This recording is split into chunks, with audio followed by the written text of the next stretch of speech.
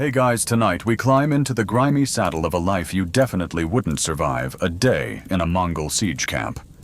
No, not galloping across vast grasslands like a windswept hero from a streaming drama, but waking up as one of the bleary, overworked, dust-caked foot soldiers in one of history's most brutal war machines. The moment your eyes creak open, it hits.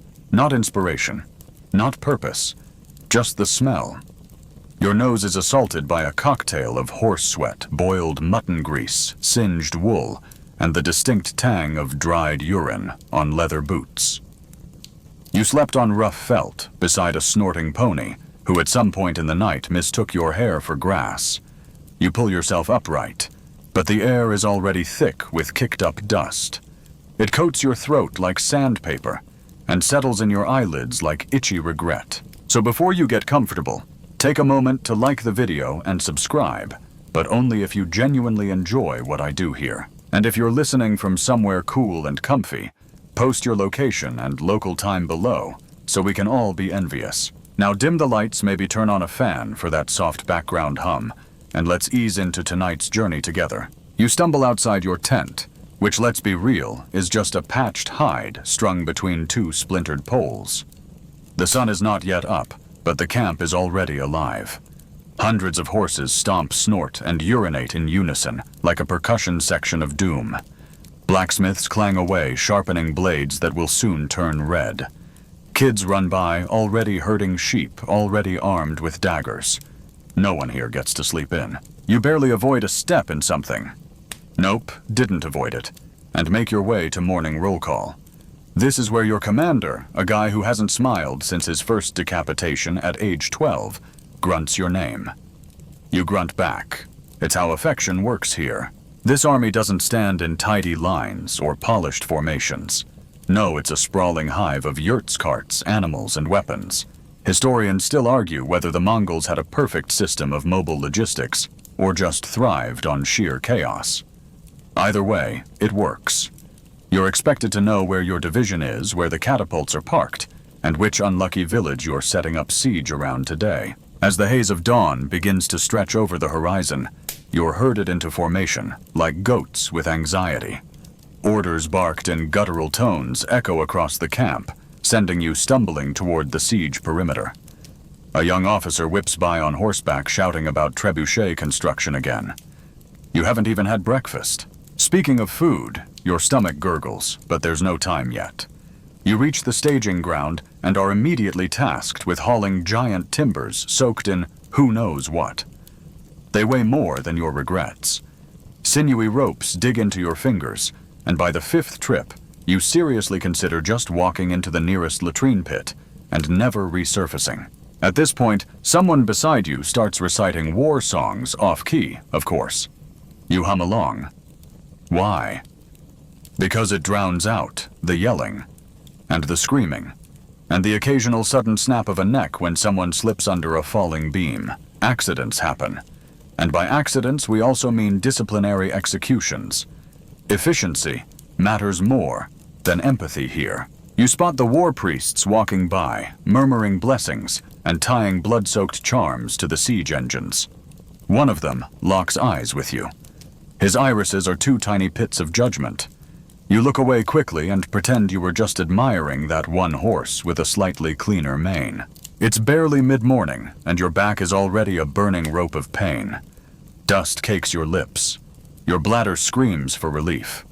But stopping now. That's how people go missing. The Mongols were terrifyingly efficient, but also superstitious.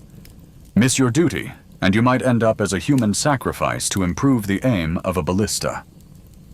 Fringe theory. Maybe. But you've heard stories.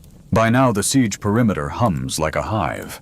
Fires crackle in makeshift forges. Armor clangs, and a distant city wall looms in the haze your target. You're told it'll fall in a week. Maybe less. Depends on how generous the defenders are feeling. Historians still debate whether Mongol siege mastery was due more to clever engineering or sheer psychological terror. You suspect it's both, and now you're the one fueling that terror. You pause to catch your breath, leaning on a splintered beam, only to be elbowed by an officer muttering, "Stop wasting air." Charming. You keep hauling, keep moving. Keep pretending you were built for this. And as the morning sun finally breaks fully over the hills, you realize with a sinking gut that this is just the warm-up. The sun hangs overhead now, like a giant judgmental eye. Its heat presses down on your scalp through the felt hood you can't remove because your commander swears it keeps demons out. If only it kept the sweat in. Your face feels like boiled leather, and your underarms, a war crime. You're assigned to latrine duty next. A glamorous pivot. You and 2 other poor souls are tasked with relocating the night's output away from the camp perimeter. You're handed a long-handled shovel and a cracked ceramic bucket. One whiff, and you're seriously considering switching sides to the besieged city. But desertion is not an option. Not unless you're fond of creative public executions. Word is the Mongols once used someone's ribcage as a wind chime. Charming touch. Still, the stink isn't the worst part. It's the flies. Big ones. Bold ones. The kind that seem to laugh as they dive-bomb your eyelids and crawl up your nose. You swat and curse and try to remember why you ever agreed to join this mobile hell on wheels. Oh, right, you were born into it. Lucky you.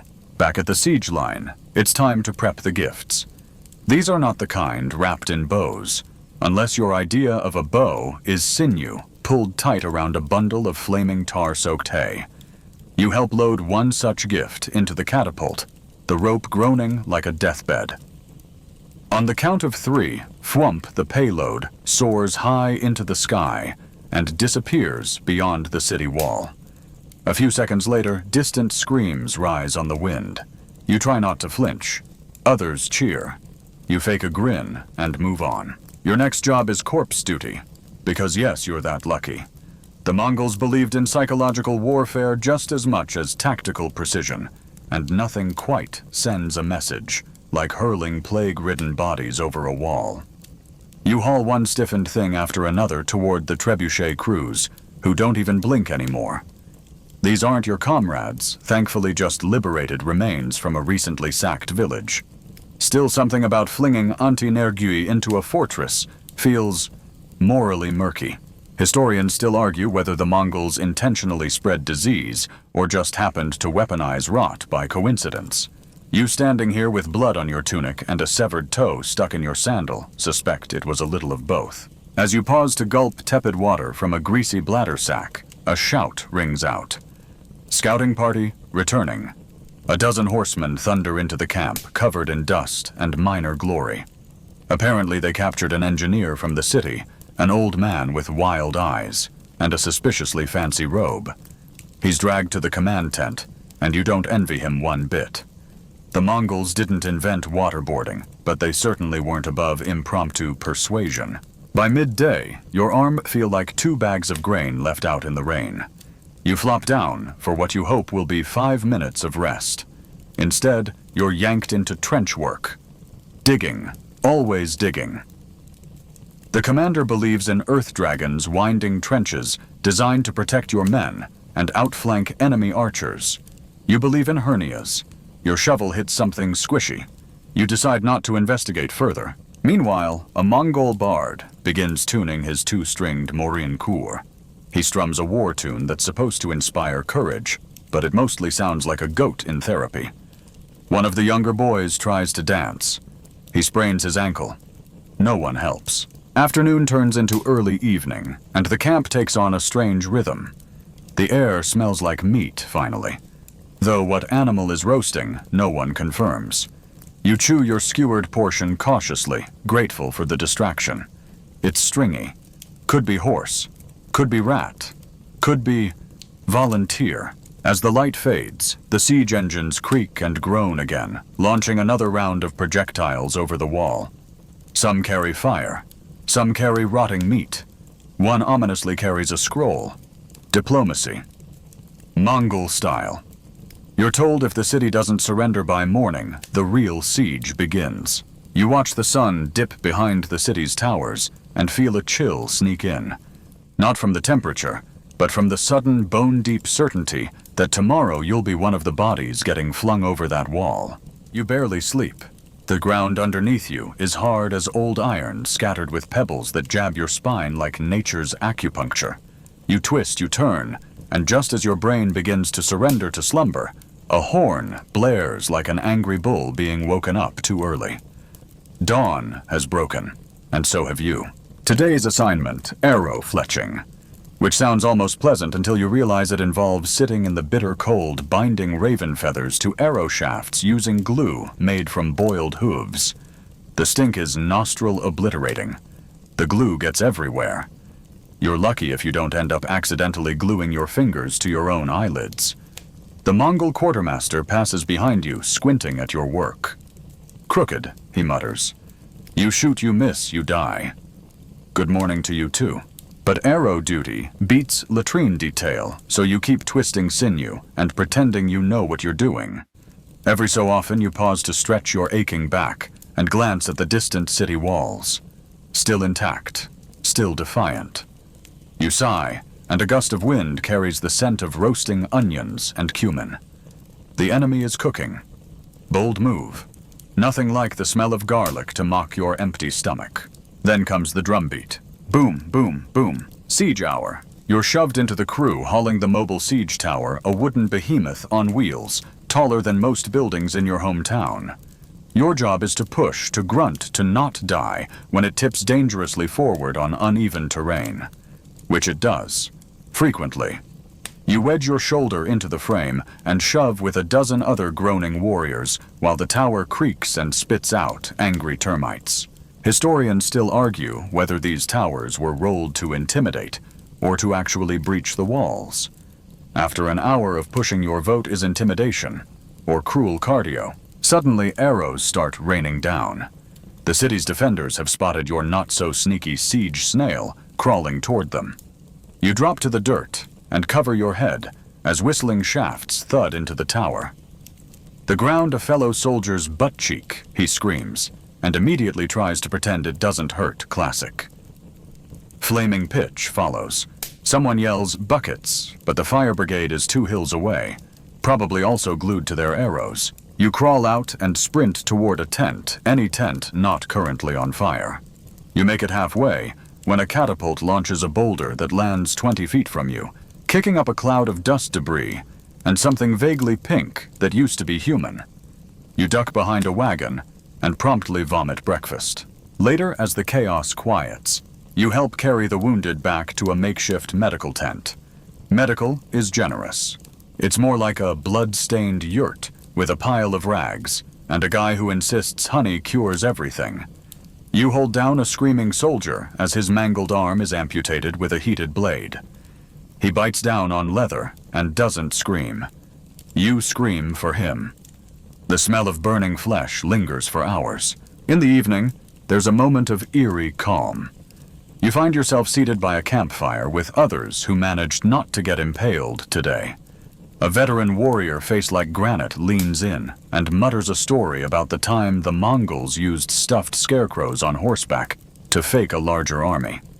It worked. The enemy surrendered. You ask, why don't we try that here? He looks at you with pity. We did. They set them on fire. Someone passes around fermented mare's milk. You sip. It tastes like sadness and horse breath, but it dulls the pain. You even chuckle when a fellow soldier uses a sheep bladder as a whoopee cushion. War breeds strange comedy. Before turning in, you're summoned for night watch. You climb a rickety wooden lookout tower and try to stay awake. Below you, the city sleeps, or pretends to. So do most of your comrades, but not you. You stare into the darkness, twitching at every noise. Every creak sounds like an assassin. Every rustle, like a spy. There are rumors of underground tunnels of enemy saboteurs, of prisoners being roasted alive, over city fires. Most of it's probably exaggeration. Probably. Still, when something moves near the base of your tower, you hold your breath and clutch your knife. Nothing happens. You exhale. Then a rat scampers out of the shadows and runs straight up your leg. You fall out of the tower. You survive the fall. Barely. Mostly thanks to the mud you land in, thick, sticky, and infused with substances better left unnamed. You groan mud-slicked and bruised and wave off the two amused camp guards who witnessed your elegant descent. Just stretching, you mutter. They don't laugh. They've seen worse. Like the guy who got trampled by his own ox last week. By dawn, you're limping back into the makeshift mess area for the daily ration, an oat mush flavored with regret and a pinch of sand. You're halfway through when the commanding officer barks out the day's assignments, and guess what? You've been selected for waste trench duty. Again, you trudge toward the perimeter shovel in hand, praying to every deity you can remember that today's winds blow away from you. They don't. As you dig swatting flies the size of sparrows, you hear stories. A soldier from the Southern Regiment swears he saw the Khan's engineers unpacking something new, a massive trebuchet built from imported Chinese blueprints. Biggest one yet, he says, eyes wide. Can hurl a dead horse clean over the city walls. You nod slowly and try not to visualize that. The trebuchet nicknamed Old Belcher makes its debut that afternoon. You're assigned to the loading crew. Yes, it's as revolting as it sounds. You're helping haul bloated, plague-ridden livestock into a swinging sling while a Mongol engineer yells measurements you don't understand. Higher angle, he shouts. No, not like that. Then with a thunderous groan, the arm slams forward and flings the carcass into the sky. Everyone watches. The horse arcs beautifully and splats directly onto the roof of a bakery. Not inside the city. A field bakery.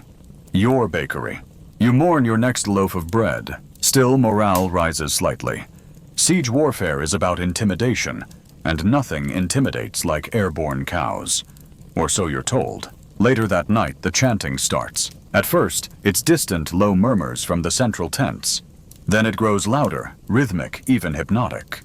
You follow the sound to find Mongol shamans circling a bonfire, hurling herbs and bones into the flames, their voices rising in a fierce, otherworldly harmony. You're not sure whether it's prayer or performance art. Either way, you stay back. One of the older soldiers leans in beside you. They're summoning protection, he whispers. Or revenge. Hard to tell. You ask what happens if the ritual fails. He just grins. Then we all die in our sleep. Soothing. Later, a fresh rumor rips through camp like wildfire, someone sabotaging the siege machines. One of the ballista ropes was found frayed, another counterweight tampered with. Whispers of betrayal spread fast, and suddenly everyone is suspicious. The guards double. Your tent is searched. Twice. You don't even own anything worth hiding except a charred boot, and they confiscate that too for reasons unclear. Historians still argue whether Mongol sieges collapsed more from internal paranoia or external resistance. You're starting to see it could be both. Exhausted, you retreat to the medical yurt again, not because you're wounded, but because the smell of herbs and garlic oddly comforts you now. There you watch a healer chew bark and rub it on someone's burns, muttering a prayer to the Sky Father. You offer your shoulder still sore from the trebuchet lift, and he nods solemnly before smacking you with a dried fish. Treatment, he says. Sure. That night as you curl up beneath your thin blanket, sleep comes fitful stuttering, full of dreams, where horses scream and cities burn. You wake to the sound of someone sobbing nearby, curled in their blanket like a child. You don't ask why. You already know. Even the strongest hear cry sometimes, usually when no one's watching. You stare up at the stars, half hoping for divine intervention, half wishing for cloud cover, so you don't have to look. Beside you, a snoring soldier rolls over and mutters something in a forgotten tongue. It might be a prayer. It might be a curse. Either way, you understand the feeling. Tomorrow, the siege continues. The sun doesn't rise. It staggers up reluctantly, like even it's exhausted by this siege. You wake with your mouth dry as desert stone, your limbs aching from another night of semi-sleep on semi-soil. Your first words of the day are a croaked curse aimed squarely at your own knees, which now creak like rotted wood. Welcome to another thrilling installment of You Probably Have Early Onset Arthritis Siege Edition. Before you can even dust yourself off, a trumpet blasts. Not one of your trumpets. Theirs. You scramble up with the rest of the camp. and make for the ridge. Through a haze of dust and morning fog, the city gates open briefly. A small force of enemy cavalry bursts out in a daring sortie. Their goal, sabotage the siege engines. Again, your squad is ordered to intercept. You're handed a weapon, not the polished spear you imagined wielding in heroic dreams, but a dented, rust-flecked axe that smells faintly of mildew and desperation. You sprint, if you can call it that, across rocky terrain, as arrows zip past you like angry bees. Everything becomes blur and panic. You trip over a fallen body-friend foe. You don't regain your footing, and find yourself face to face with a screaming rider. You swing. You miss. He doesn't. The butt of his spear catches you in the ribs and flings you backward like a sack of barley. Your vision tunnels. You taste blood, but somehow you're not dead. You crawl behind a toppled cart and play the ancient game of lie very still and hope no one checks. Eventually, the counterattack fizzles, and the enemy riders retreat, leaving behind a few broken engines and a lot more broken bones. Back at camp, the mood darkens. Discipline tightens. You and several others are assigned to repair duty. Which sounds mild. It isn't. You're not a carpenter. You're not even good with twine. And now you're expected to reconstruct a ballista arm from splintered beams, rusted pins, and the constant heckling of an overseer who only knows how to say faster in 3 languages. You fumble with a rope pulley, and it snaps back into your face, leaving a red welt that will blossom into tomorrow's signature bruise. You smile through gritted teeth. You will survive this, if only out of spite. That evening, a new form of entertainment arrives: a prisoner. He's from the city, half-starved, wild-eyed, and oddly serene for someone chained to a post. Mongol soldiers surround him, some jeering, some curious. You linger at the back, eavesdropping. He speaks of prophecy, of how the city will stand, of how iron will break, but the wall remains. You want to believe him, or punch him. You're not sure. Historians still argue whether prisoners like him were spies, prophets, or just tragic pawns in a larger psychological game. You just know the guards are keeping him alive, for now. Night falls again. You're back on watch duty. As usual, the hours stretch like taffy pulled too thin. Somewhere behind you, 2 soldiers argue over whether roasted scorpion or fermented cabbage makes better rations. You vote neither, but keep it to yourself. Suddenly a light flares in the distance. A fire. Not a campfire. No, this burns brighter higher. One of the outer siege engines is ablaze. Again, you sprint toward it with others passing barrels of sand, flinging them up with trembling arms. But it's too late. The flames have claimed another machine. That makes 4 this week. The enemy is clever, or desperate, or both. As dawn creeps in, ash coating your hair like powdered sugar from hell, the engineers mutter about repositioning the camp. The city's walls are still solid, their food stores allegedly stocked. You're starting to feel less like a besieger and more like a very smelly, very tired outdoor camper with poor life choices. Before crawling into sleep, a grizzled veteran turns to you and says, "Ever think you'd die in a place you can't pronounce?" You shake your head. He smiles sadly. None of us did. By now you've stopped dreaming altogether, not out of bravery, but exhaustion. Your body seems to have taken the hint that anything whimsical or restful is banned inside the siege camp. You awaken to the smell of smoke, old sweat, and something unmistakably eggy. Spoiler, it's not eggs. You're told this morning is for strategic repositioning, which is military speak for, let's move our tents 20 paces closer to dysentery. The camp shifts, creaking siege towers are dragged into new lines, and the ground already churned to mud and filth gets trampled again by thousands of hobnailed boots, oxen hooves, and the occasional spilled chamber pot. Yes, they just dump it. The engineers start re-erecting the mangonel's groaning catapults meant to lob boulders and fire pots over the walls. As part of the volunteer crew, you help haul stones up a ramp using a pulley system that looks like it was designed by a drunk carpenter with commitment issues. The stone slips twice. You nearly lose your toes both times. Your reward, a slab of salted goat meat and a ladle of what tastes like regret soup. Still, you eat every drop. Hunger has replaced dignity long ago. The mangonel crew works in shifts. When your turn comes, you help fire a volley aimed squarely at a city tower. The thud of the release, the elegant arc of the projectile, and then silence. The rock lands somewhere behind the wall, with a crunch you hope wasn't someone's grandmother. It's hard to say, but it feels productive. You've become a gear in the grinding machine of war. A very hungry, itchy gear with a pulled shoulder muscle. That night there's a council meeting. You're not invited, obviously, but that doesn't stop the rumors.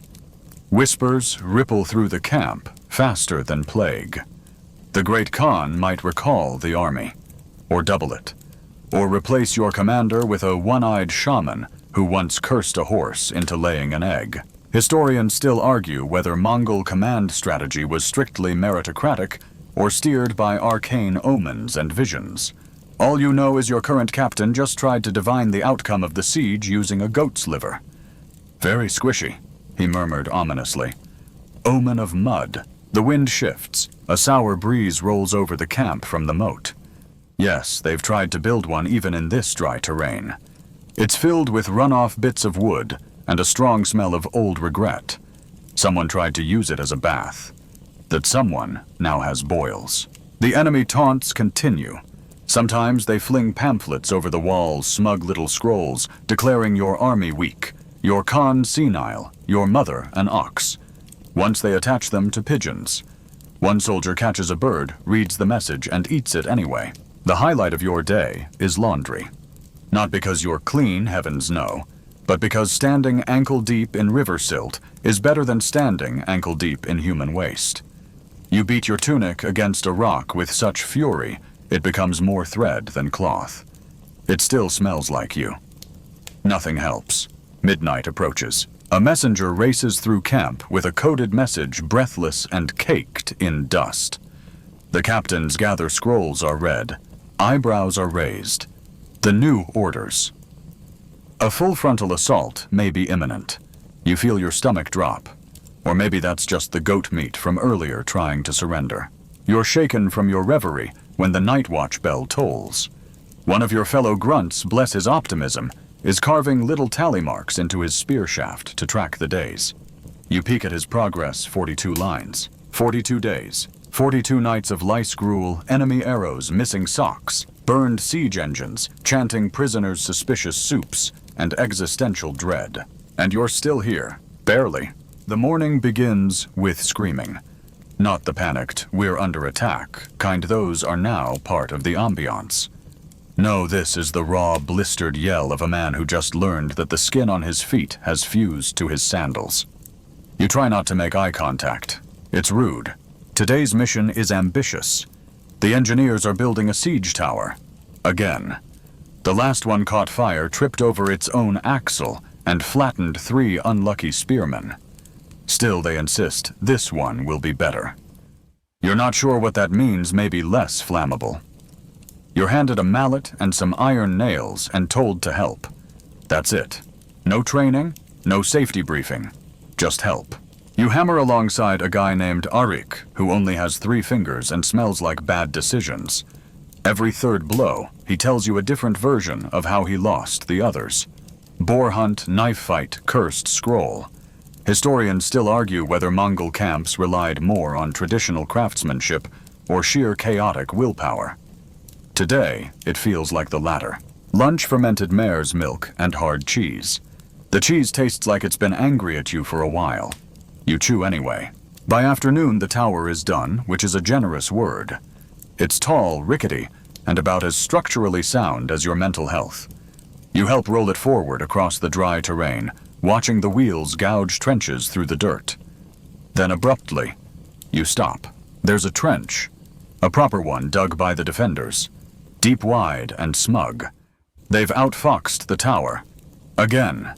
Your commander rubs his temples while muttering curses in 4 languages. The tower must wait. So now you're reassigned. To latrine detail. The pit needs redigging. You dig with a plank because actual shovels are for officers. You dig until your hands blister. You dig until you're not sure if the smell is coming from the ground or your soul. When you return, the sun's setting, but there's no rest. A skirmish has broken out, just a few riders testing the outer perimeter. You're handed a bow and a handful of barbed arrows, none of which fit properly in the quiver. You chase shadows, trip over rope, and nearly shoot one of your own men. Your aim is terrible, but your effort, impeccable. You survive, barely. And now, the reward, storytelling hour. A few veterans gather around a small fire and trade tales of sieges past. One swears he saw a fortress defended entirely by trained monkeys. Another claims a ghost guided him through a minefield. None of it seems real. But here under this stretch of endless sky, even ghosts feel plausible. As the fire crackles, someone hands around a flask of something that might be alcohol or melted boot polish. You sip. Regret follows. Your tent is leaking. The flap won't stay shut, and the lice have started a dance party somewhere around your collarbone. Still sleep beckons. You lie back on your straw mat, thinner than parchment, lumpier than ambition, and let your thoughts drift. You think of home, or at least the vague idea of it. A place where no one calls you to carry burning pitch uphill. A place with clean water, warm bread, and a complete lack of airborne rats. Maybe it never existed.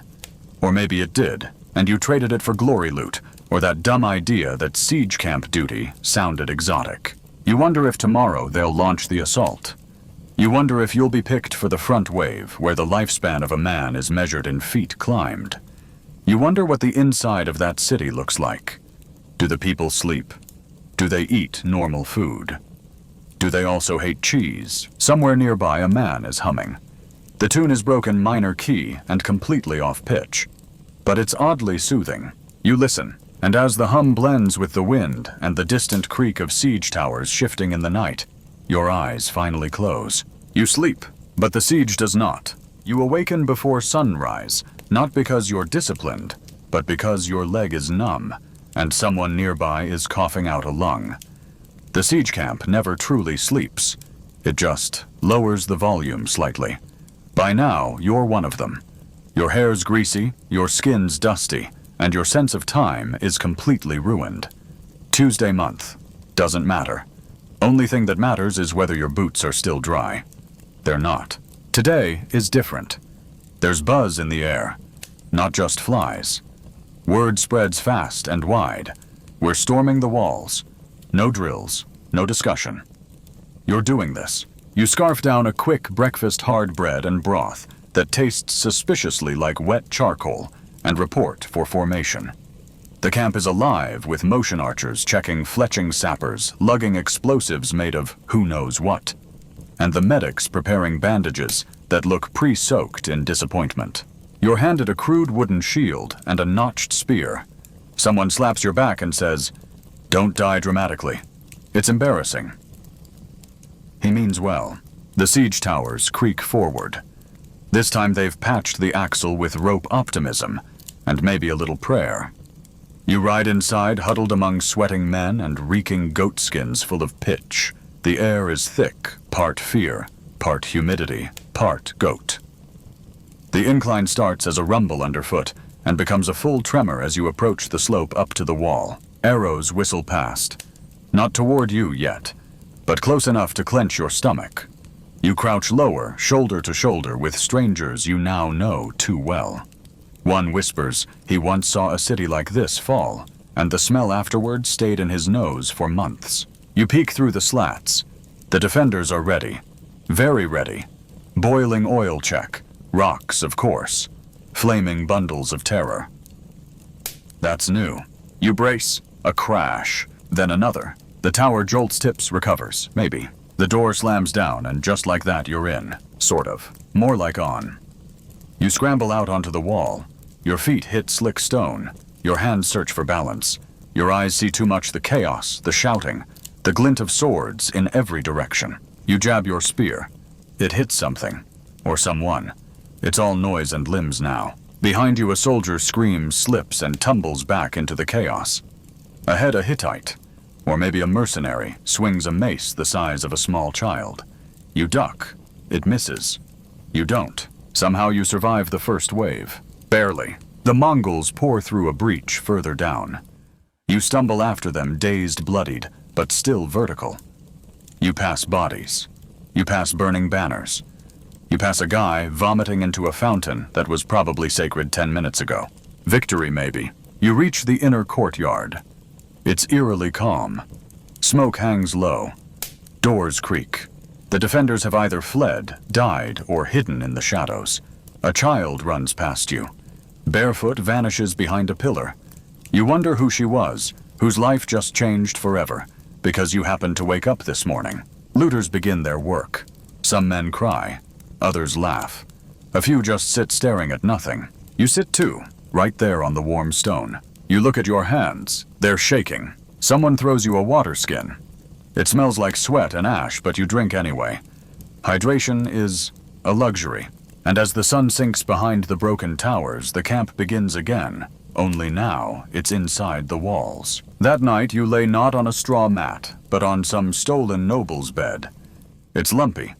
Smells like perfume and smoke. But it's quiet. Your body aches in places you didn't know had names. Your clothes are stiff with grime and blood, some yours, some definitely not. You stare at the ceiling barely lit by a flickering lamp, and feel that slow creeping unease, not because you fear the enemy, but because you've become the storm you once feared. And now you wonder what comes after the walls fall. Maybe peace, maybe another siege, maybe you won't last the next one. But tonight you breathe, and the bed doesn't bite, so you close your eyes, and hope the ghosts don't visit. Now that the torches have dimmed, and the long march has quieted, let your breath slow. The sounds of hammers' hooves and heartbeats drift into a hush. You're far from the clatter of siege towers now, away from the sour stink of sweat and fear, from the blazing pitch and breaking walls. That rhythm of chaos has softened, and all that's left is stillness, the calm after the conquest. Let your limbs relax heavy as armor peeled from your shoulders. Let the memory of firelight fade gently from your thoughts. You made it through the storm, at least this one, and now you're safe, if only in dreams. Rest now, traveler of ancient chaos. You've earned it. Close your eyes. Let the dust settle. Sweet dreams.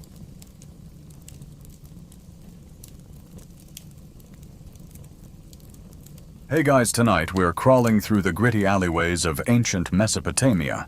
Not as a king, not as a priest, but as one poor soul whose entire life revolves around mud deadlines and clay tablets. That's right. We're diving headfirst into why it absolutely sucked to be a scribe in the land between the rivers. You blink awake before the sun has even yawned. It's still dark outside, but already the smell of damp earth animal dung and last night's burnt barley porridge hits you square in the face. You're ankle deep in squishy sucking mud, trying to tiptoe your way across the courtyard of your master's compound without dropping your styluses. You don't make it. One goes tumbling into the muck, and guess what that stylus is carved from imported reed. And now it's basically a worm. You sigh. It's going to be that kind of day. So before you get comfortable, take a moment to like the video and subscribe, but only if you genuinely enjoy what I do here.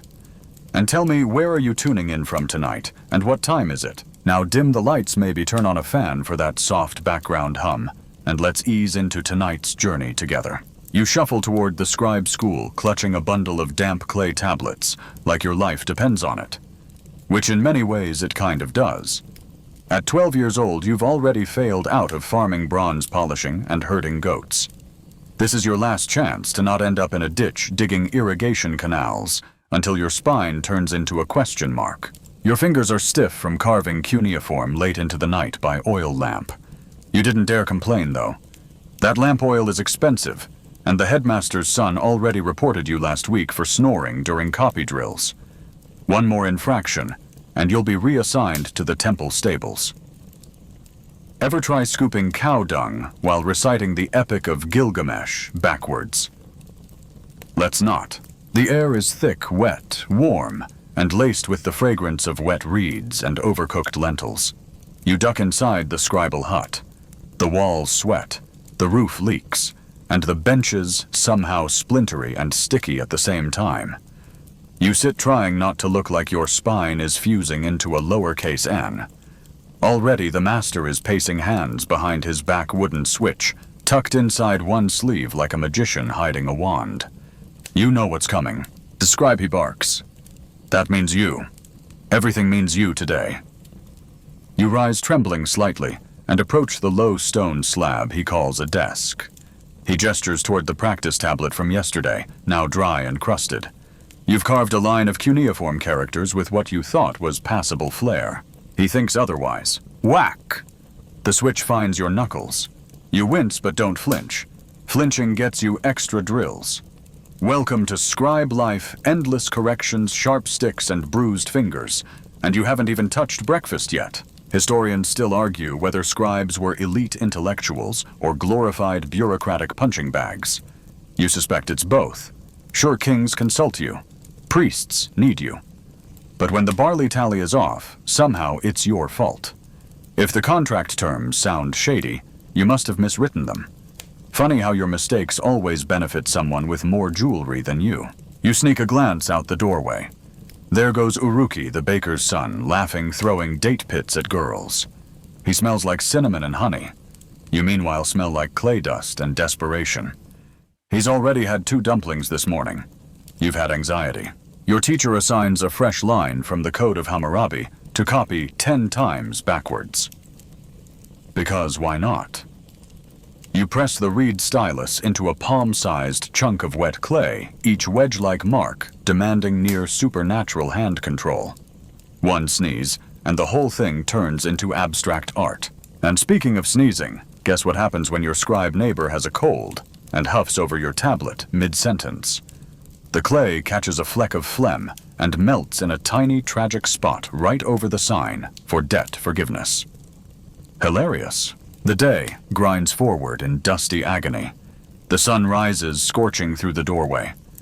You try not to sweat too much body moisture, and unfired clay are not friends. Every break is spent fetching more clay or firewood or scrubbing styluses in brackish water. Someone hands you a tiny pot of goat's milk and a square of bread. Gourmet. At least the milk's not boiling this time. By sundown, your knuckles are bleeding, your neck aches, and you've added accountant of grain thefts to your list of completely joyless duties. You slump against the doorframe watching twilight bleed across the mud brick rooftops. But you know what? The worst part is, you're still the lucky one. The worst part is if you want to move beyond being just another apprentice scribe, just another sweaty, ink-smudged kid, hoping not to mess up a temple invoice, you have to survive something even worse than your daily ritual of back pain and finger cramps, scribal school. You shuffle in just before sunrise, your feet still coated in last night's river muck, and plant yourself on a reed mat that smells like boiled shoes. It's not a classroom. It's more like a clay-walled endurance chamber, where your instructor's middle-aged men with too many rings and not enough patience deliver lessons with a side of psychological warfare. You do not speak unless spoken to. You do not eat unless told. And if you drop your stylus, you'd better hope it didn't roll under your teacher's foot. Today's first task, copy. A column from the Instructions of Shuruppak, one of the oldest wisdom texts in human history. The irony. You're probably too hungry to spell your own name, let alone remember ancient proverbs like, do not answer when your neighbor insults you. If only. Scribal education is brutal. You don't get gold stars or smiley face stickers. You get beatings, hard ones, usually with a reed stick, sometimes with a sandal, and occasionally with whatever object your teacher happens to be holding, like a busted clay tablet, hurled with surprising velocity. You're expected to memorize thousands of signs, many of which look like what happens when a chicken walks through wet cement. Each symbol might have 5 meanings depending on context, which means yes. One wrong wedge, and your loan contract now reads goat wedding. And don't think there is room for creativity. This isn't poetry hour. You're not writing your feelings. You're copying word for word, wedge for wedge, and the guy sitting next to you is already ahead 3 full lines. His stylus never splinters. His clay never cracks. You briefly consider throwing a date pit at his head, but decide you like breathing. Now here's the fun twist, the language you're writing in Sumerian. A language that's already been dead for centuries. No one speaks it anymore. Not the farmers, not even the priests. It's like you're being forced to write Latin while living in the middle of New Jersey. Historians still argue whether Sumerian was kept around out of genuine reverence or just bureaucratic laziness. But either way, it means you spend most of your schooling learning how to spell things no one will ever say. One of your assignments involves inscribing a fake letter from one king to another about exchanging gifts of lapis lazuli. You mess up a symbol, and now the letter says, "Send goats." The master notices. You're sent to the front of the room where you must recite the 30-line Sumerian phrase book while kneeling on gravel. Halfway through, your voice cracks. Nobody laughs because nobody dares.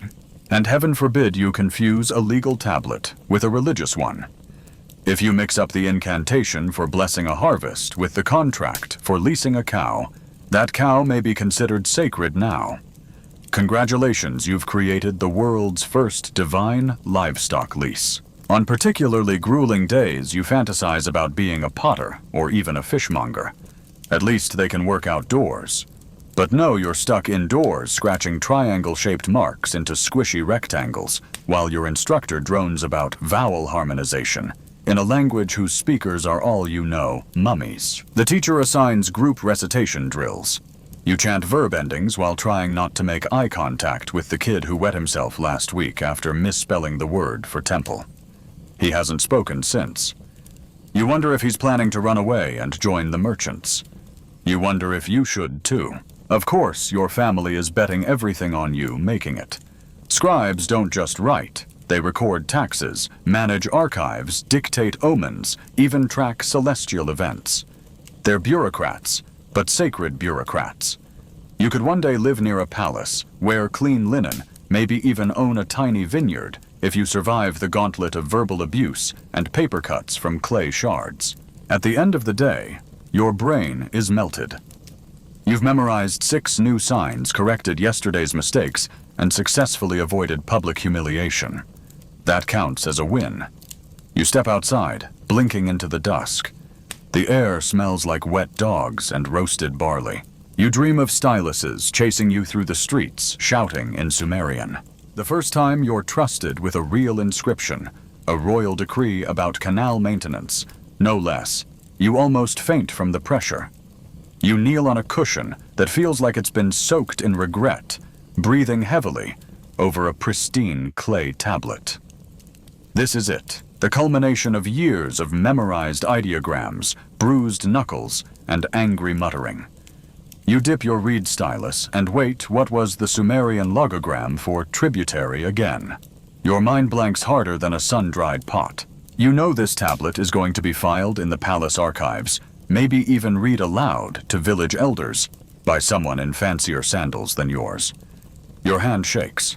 You press the stylus too hard. Crack. A hairline fracture splits across the clay like a lightning bolt of failure. Your teacher doesn't even yell, just sighs. Worse. Somehow worse. You start over. Once you finally deliver a flawless tablet, you're elevated.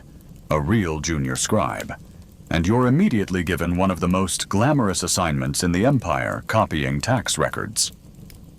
That's right, columns and columns of barley bushels, goat tallies, and wheat quotas. You squint for hours, correcting others' handwriting, which is mostly just guessing whether that wobble was meant to be a 3 sheep or curse of famine.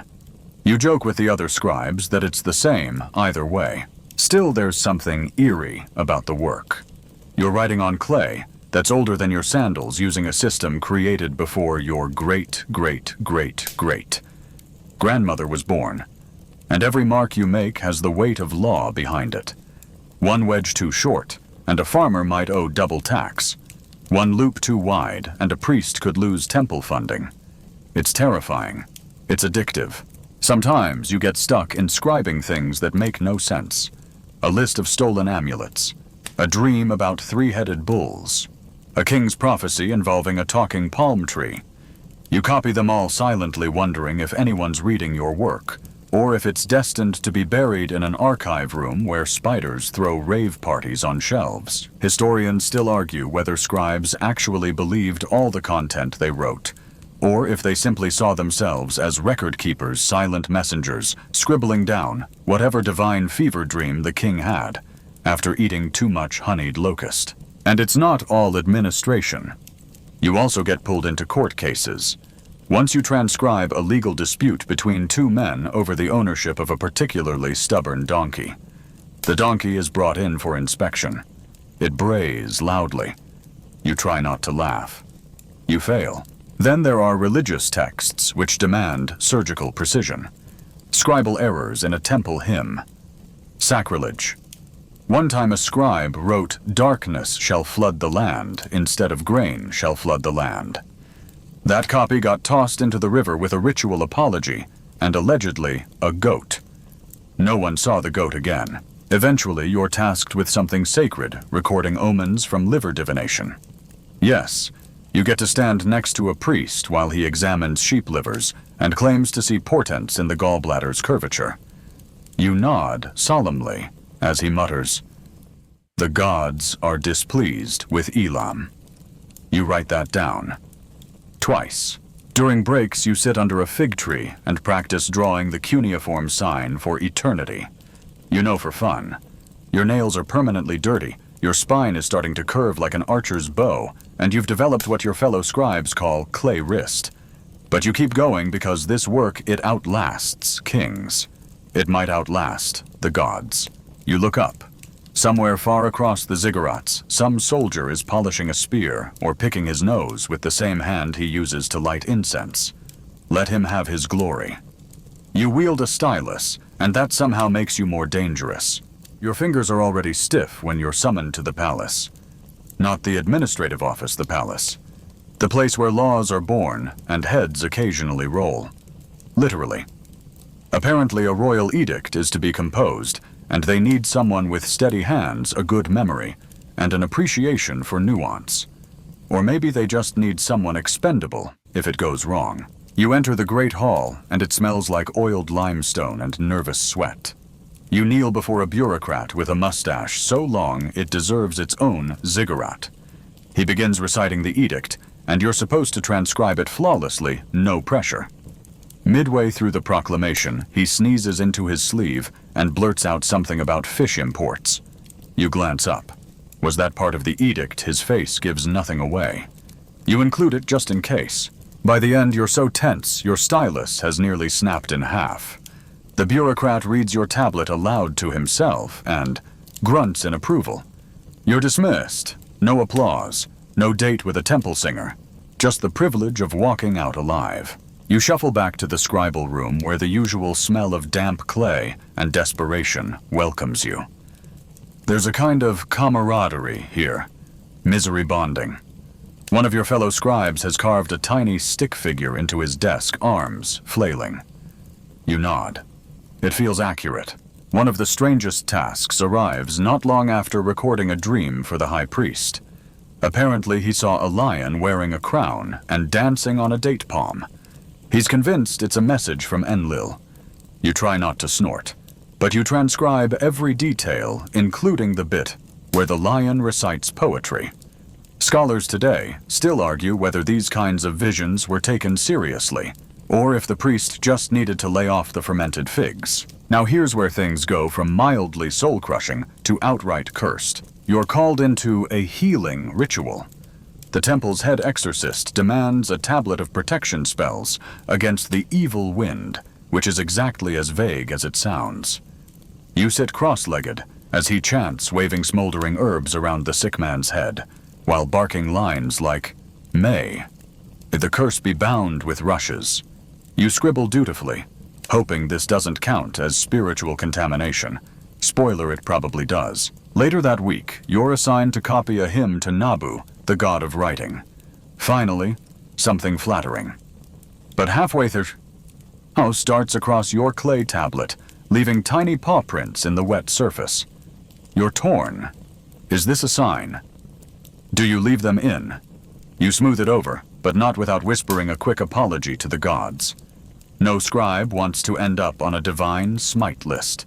You think about the irony. Your whole life revolves around permanence, writing that will last for centuries. Yet you, the scribe, are barely remembered. You're like the scaffolding behind a statue, necessary, but invisible. You don't get your name on the epics. You don't get your face carved into stelae. But you do get the satisfaction of knowing that what you write will be found 1,000 years later by someone who doesn't understand half of it, and still calls your language weird wedge stuff. Sometimes late at night you sneak your own name into the margin of a tablet. Just a tiny mark. Maybe someone will notice it someday. Maybe not. But the moment that makes your scroll-filled heart flutter. A child no older than 10 walks by your work table and stares wide-eyed at the tablet you've just etched. He points at the sign for storm and asks, "Is that the one that makes the sky cry?" You pause, then smile. Yes, you say. Yes, it is. And maybe, just maybe, this miserable ink-stained life isn't such a waste after all. The day begins with a broken reed stylus, 2 chipped tablets, and a surprise inspection by a temple accountant, whose hobby is sniffing clay for imperfections. You've barely scratched the sleep from your eyes when he leans over. Your work inhales dramatically and mutters, "Smells underfired." You resist the urge to ask what perfectly fired smells like, mainly because he's holding your week's food rations hostage. You think being a scribe is about knowledge and legacy, but most of your time is spent wrangling logistics, how to ration your clay, when to dry it just right, and whether the temple kiln will be free this week or occupied by someone blessed enough to be copying war records. Ah, yes. War records. The Mesopotamian version of a murder podcast, except you have to write every gruesome detail by hand. Mid-morning, you're hunched in the corner of the scribal room, cramping fast, transcribing a grain inventory that makes your soul curl up and leave your body. So, much. Barley. It's like being haunted by porridge. Somewhere between 82 measures stored in sealed jar cellar, 2 and 10 measures consumed by temple goats, you drift into a haze of numbers and regret. A sharp thud wakes you, the head scribe slamming down a stack of tablets. He grins. New commission from the palace. Another omen series. You stifle a groan. Omens are a specialty form of bureaucratic torture. If a dog howls facing the city gate, the king shall rejoice. Sure, if a goat gives birth to a 2-headed kid, famine will ensue. Why not? If a woman sneezes while baking bread on the 8th day of the month, her neighbor will fall into a well. These are real entries. Historians still argue whether these were actual beliefs, or if the scribes just had a dark sense of humor and too much time. Either way, you're expected to copy them with absolute seriousness, and don't forget to align the script precisely along the ruled grid. Wavy signs make the gods cranky. Probably. By midday, the heat turns the clay thick as stew. You strip down to your linen loincloth and fan your latest tablet dry with a broken reed mat. This is not the glamour history promised. Then comes the temple cleaning hour. Yep, you're also janitor. The senior priest insists that scribes purify their workstations, lest divine words be sullied by mortal grime. You end up scrubbing soot stains off the floor with wet sand, while chanting under your breath just in case a god is eavesdropping and looking for reasons to smite someone. It's in this moment of scrubbing that you reflect, because that's when your best thinking happens. You realize something odd. For all the talk of prestige, you've never felt powerful. Important, maybe. Essential, definitely. But powerful, no. You're the conduit, never the spark. The voice, never the will. And there's something humbling about that. Like being the ink in someone else's quill. After temple duty, a traveling dignitary appears demanding a love spell be transcribed into a tablet with flowing script. He wants to impress someone. You're not told who. You just etch the phrases he dictates, pausing only to ask if he's sure about the one that translates as may. Her heart boil, like lentil stew. He nods solemnly. Okay then, night falls. You light a tiny oil lamp, the only source of glow in the cold scriptorium. Your fingers are streaked with clay and ash. You take one last glance at the day's work and wonder again if it'll survive 1,000 years, or if it'll be shattered by a careless foot tomorrow. There's no celebration, no medals, just your quiet, stubborn persistence, one tablet at a time. But maybe in a distant future, someone will dig through the dirt, find your careful wedge-shaped script, and whisper, "Huh, this guy knew what he was doing." And maybe that's enough. The only thing worse than being a Mesopotamian scribe, being an aging Mesopotamian scribe. You wake to a stabbing pain in your back that's either the result of decades of bad posture, or a curse from that jealous apprentice you scolded last week. Either way, you shuffle into the scriptorium like a bent reed stalk. You sit again in your usual spot-flat, matte, crooked lamp, the faint smell of burnt oil clinging to your robe. Your fingers ache before you even pick up the stylus. You're assigned to copy part of the Enuma Elish, the Babylonian creation epic. Glorious stuff. Gods battling gods, primordial chaos, being tamed, the sky and sea, sliced into order like so many clay bricks. You admire the poetry, even as you grind your stylus into the tablet with a sigh. You've written it before 5 times. You'll probably write it again. But here's the thing about copying sacred texts: one mistake, and the whole meaning can shift. Forget a single wedge, and the god Marduk might turn from creator to destroyer. No pressure. So you check each line 3 times, squinting, until the signs blur together like bird tracks in mud. There's a reason no one asks scribes to do stand-up comedy. We're too busy trying not to doom the universe by accident. Still, there's joy in it, strange as that sounds. The rhythm of the signs, the way a good line sings even in clay. And when you etch the final verse, he established the constellations, you feel a flicker of pride. You just helped the sky exist. Again, the high priest passes by nodding.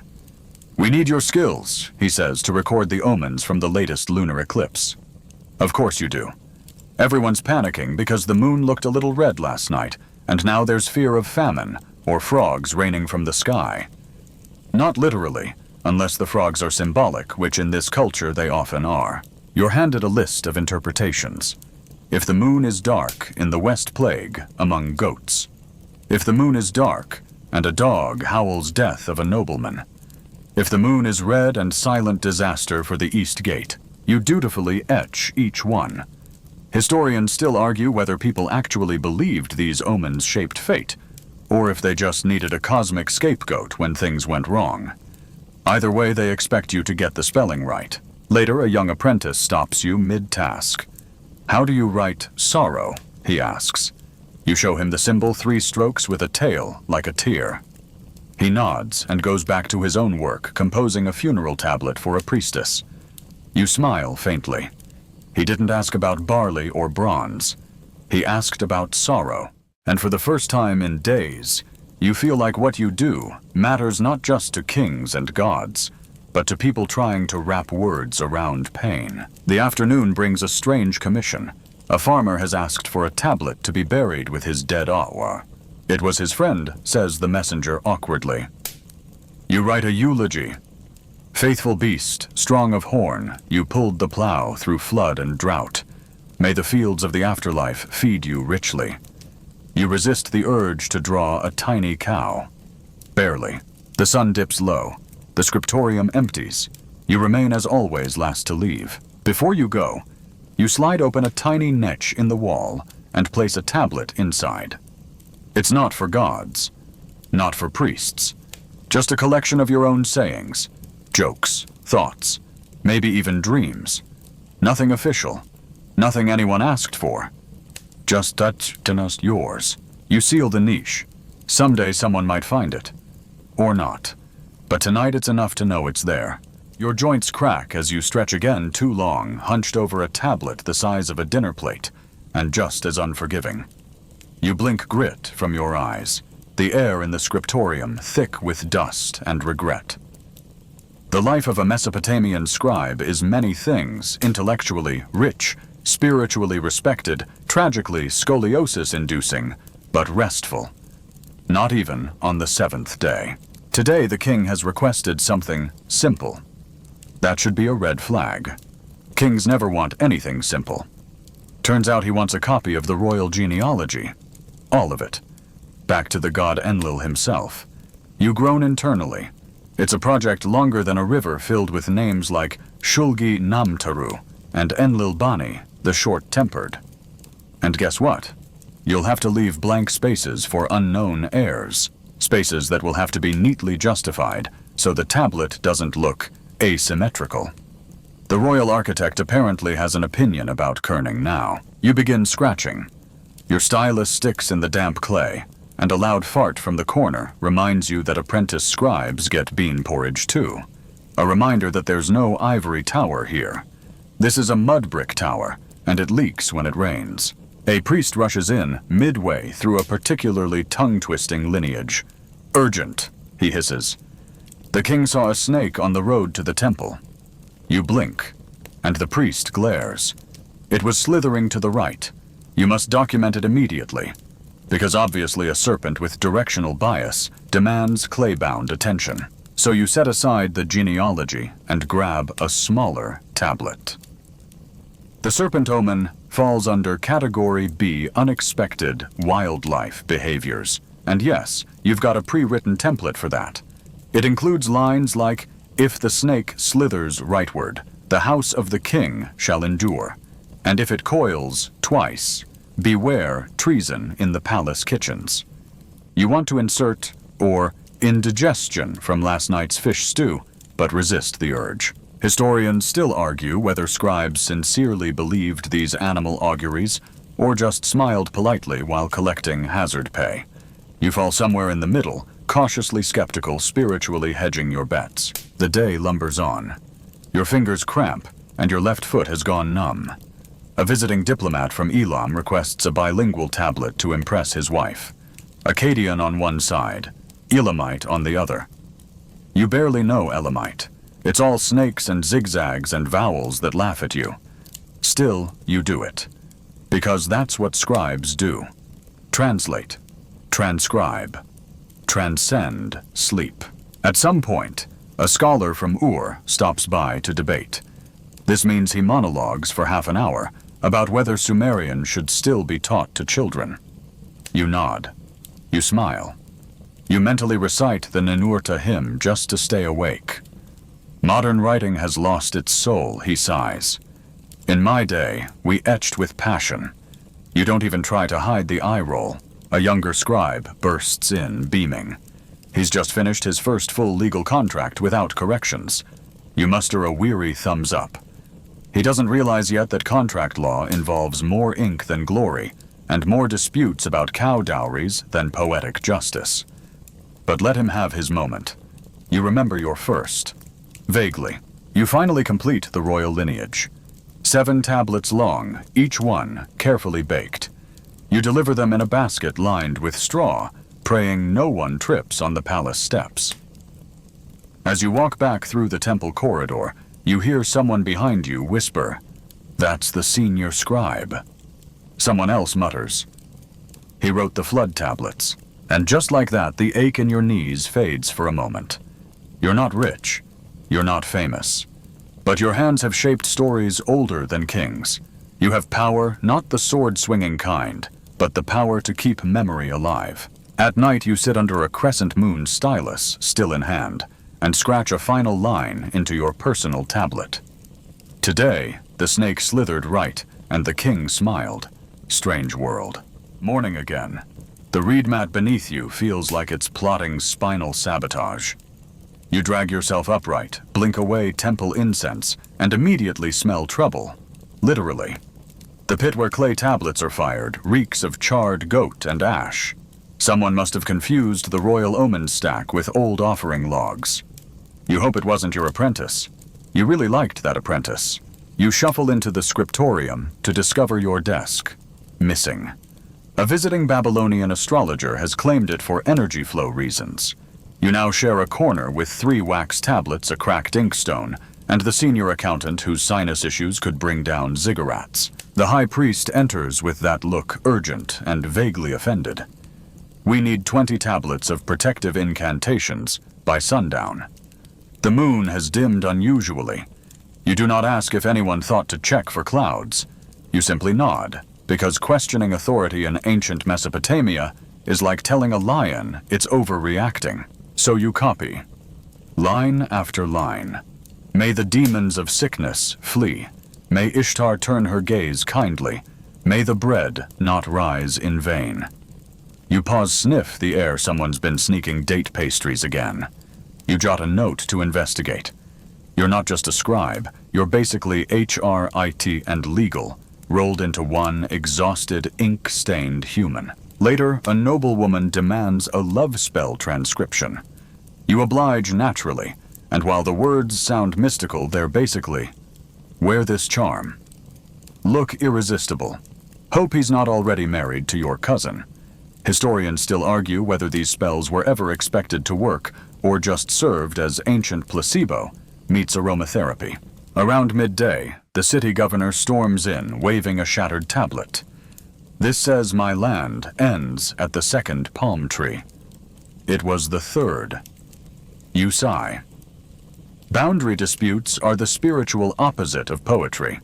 You sketch a new tablet this time, adding a pictograph of the 3rd palm tree Tashre with exaggerated flair. Artistic revenge is petty, but satisfying. After a rare quiet hour, you return to your secret project, a personal clay codex of proverbs. Some are old, the road to wisdom is paved in cracked tablets. Some are yours when in doubt, blame the apprentice. You chuckle, quietly. You don't want the accountant thinking you're laughing at his nose whistle. Suddenly drums, festival preparations. The high priest announces you're needed to bless the ceremonial beer. You barely raise an eyebrow. Of course, scribes bless beer. You follow the incense trail to the plaza and chant something vaguely rhythmic over the bubbling pot. Honestly, you're thinking about sleep. Then a temple boy slips you a fresh scroll of imported papyrus. Real papyrus. Egyptian. Exotic and horribly expensive. For your poem, he whispers. You'd forgotten you'd asked. Your hands tremble slightly. You save it for later luxuries like that deserve silence, not scribe room chaos. Evening descends. You hobble to your quarters, fingers aching, eyes raw. The stars blink above like they're struggling to remember their own names. You press a thumb into soft clay and leave your mark. Just that. Not a name, not a title. Just a smudge to say I was here. The gods demand obedience. The kings demand accuracy. But you crave permanence. Not immortality, just the chance that one line you etched might outlive the wars, the floods, the endless squabbling about palm trees, and maybe thousands of years later someone will dig it up and say, huh, neatly done. Now let your thoughts slow. Soften, like wet clay giving under the press of your thumb. Imagine the soft flicker of an oil lamp beside you, the gentle scrape of a stylus on warm earth, and the distant echo of temple chants rolling across moonlit rooftops.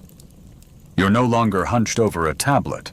You're drifting light as air past ziggurats through date palms, above canals. Let your breath match the slow rhythm of the Tigris. You've carved the stories. You've earned your rest. Sleep now, little scribe. Sweet dreams.